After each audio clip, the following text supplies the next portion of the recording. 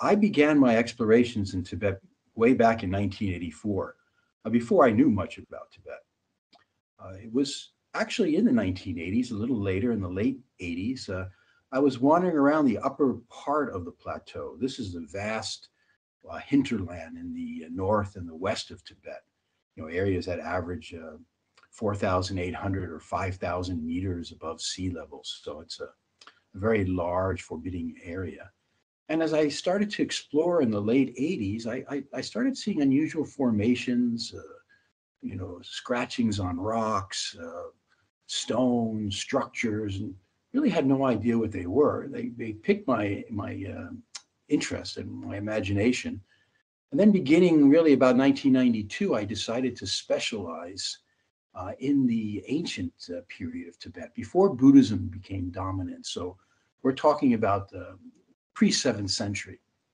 And so through all of these expeditions from 1992, I found fortresses, ruins of citadels, palaces, but not typical ones like you think about if you when you speak of a Buddhist Tibet. We're talking here about pre-Buddhist Tibet. So these are archaic structures. It's the mother of civilizations, if you will, in Tibet.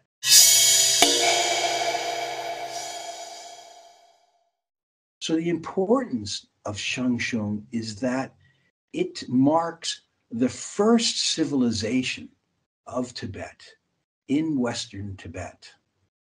And so it's the mother of civilizations, if you will, in Tibet.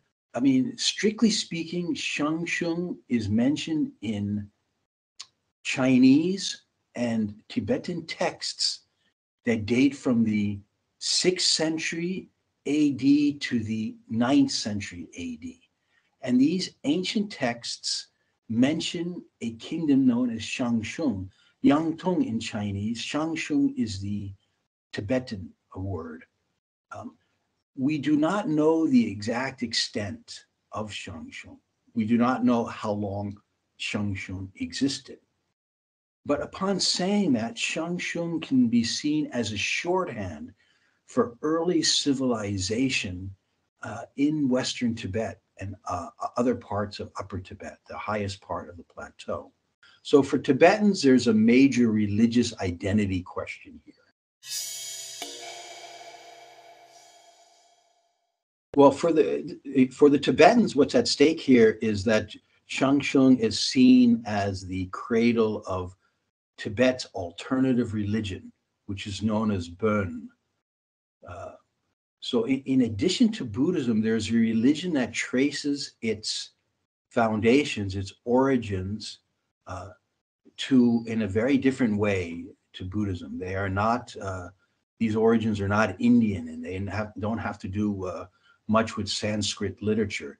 The origins of Bön are said to come from areas northwest of Tibet and from Shangshung.